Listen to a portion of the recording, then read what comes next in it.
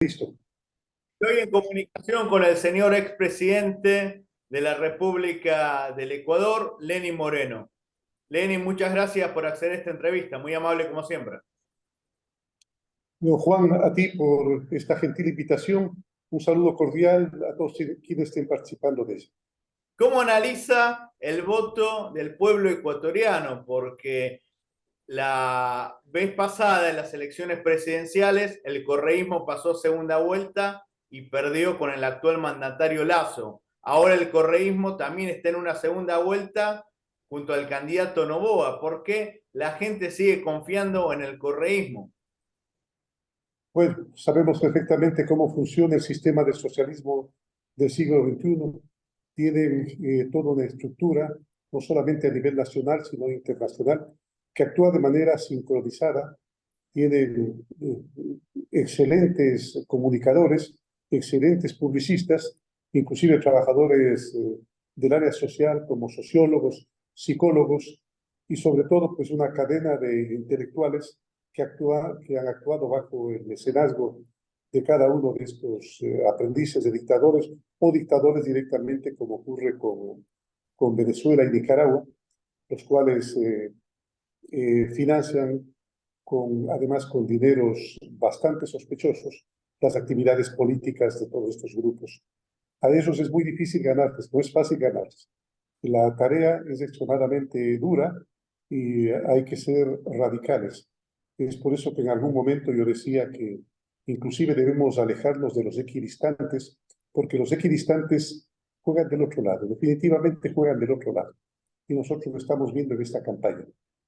El, el héroe troyano, el héroe griego de los mirmidones, Aquiles, en esta lid que lucha que tiene contra el héroe troyano Aquiles, cuando Héctor, el héroe troyano, le dice que quiere hacer un acuerdo con él, un pacto con él, con el fin de que se permita tener los funerales para poder ingresar con las monedas. No sé si es que tú recuerdas el mecanismo que utilizaban los griegos, dos monedas en los ojos, con el fin de tener los dineros para poder pagar la embarcada a la barca de Caronte para poder pasar el lago Estigia hasta el reino de Hades, porque caso contrario, si es que no lo hacía, se quedaba vagando dentro del reino de los espíritus.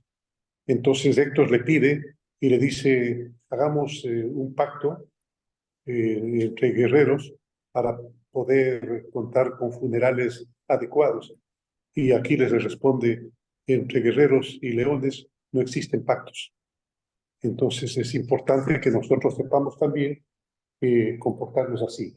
Entre guerreros y leones no existen pactos. Nosotros somos guerreros de la libertad, Lenin, ¿usted guerreros de cómo la hizo para intelectualidad, desmarcarse del guerreros de la correísmo? democracia.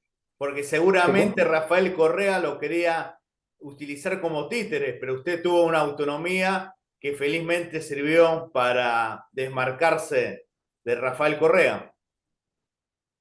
Bueno, yo no heredé el gobierno, yo lo gané.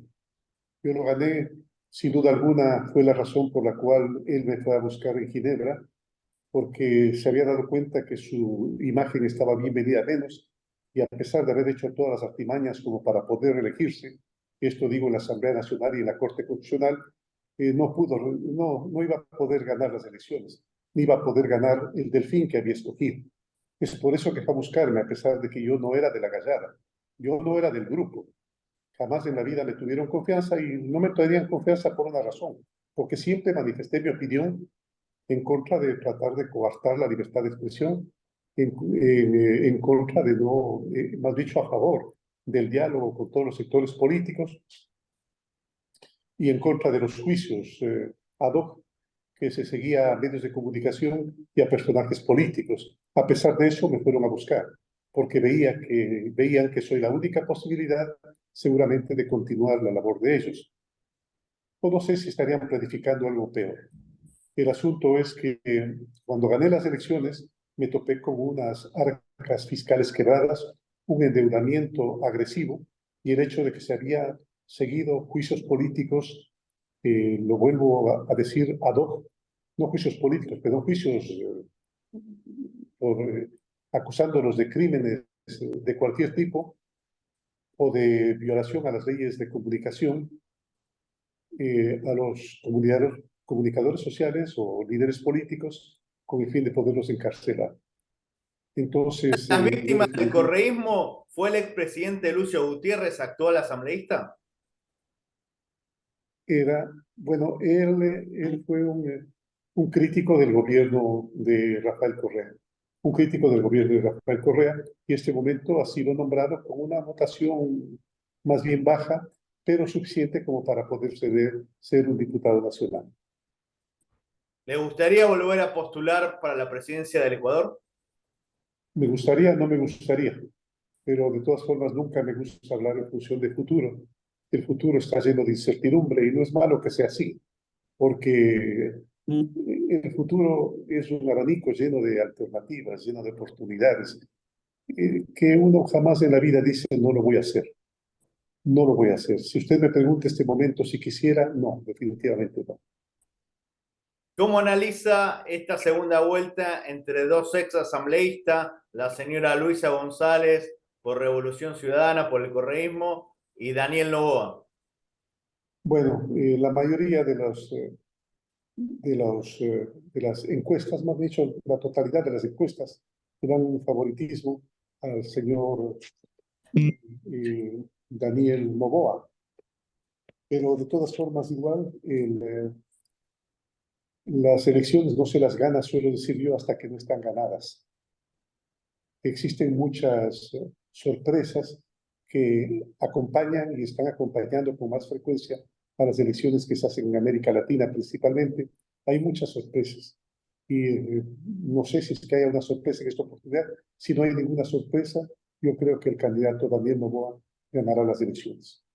Recientemente se conocieron los resultados del censo de población y vivienda del Ecuador, donde Ajá. más del 77% de la población se considera mestiza.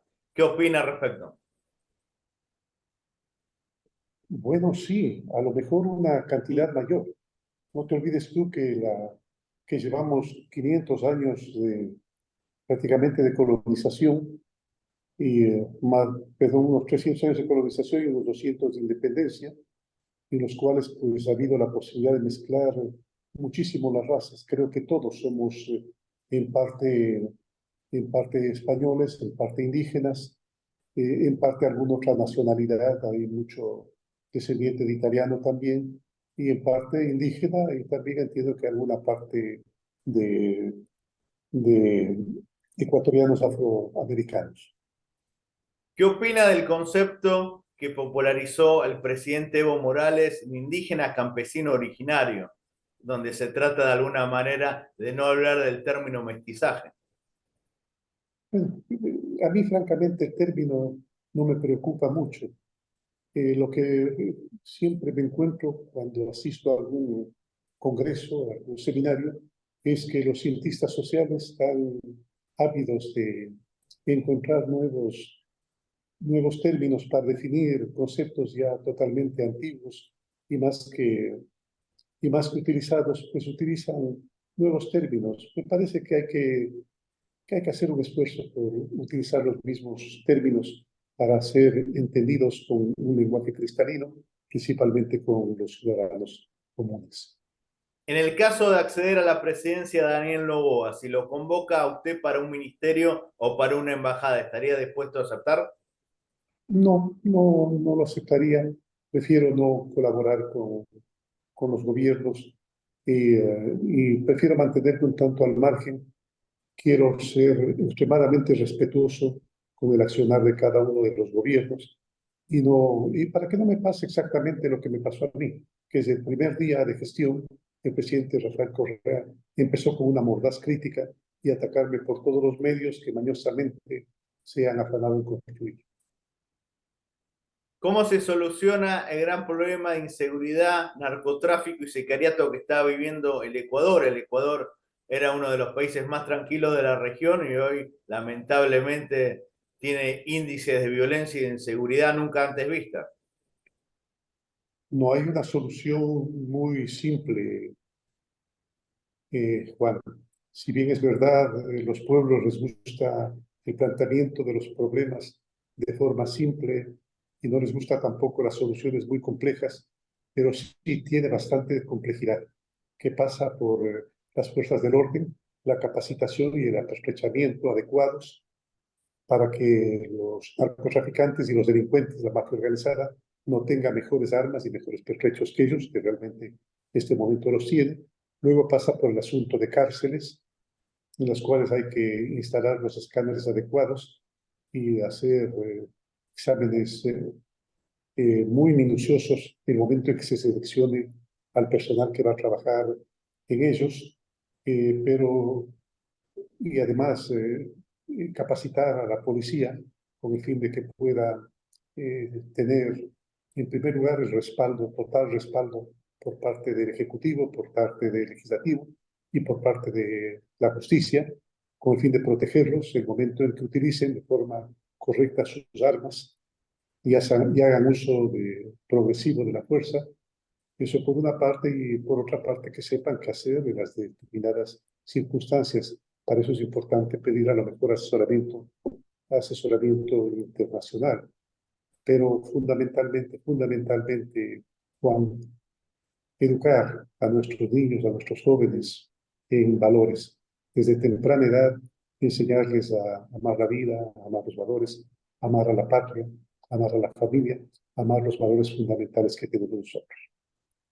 La última pregunta. Este año, en octubre, se van a cumplir 25 años de la paz definitiva entre Ecuador y Perú, luego de la guerra del Ajá. Cenepa y conflictos anteriores. ¿Qué nos puede decir de este gran logro de la diplomacia ecuatoriana y peruana? Bueno,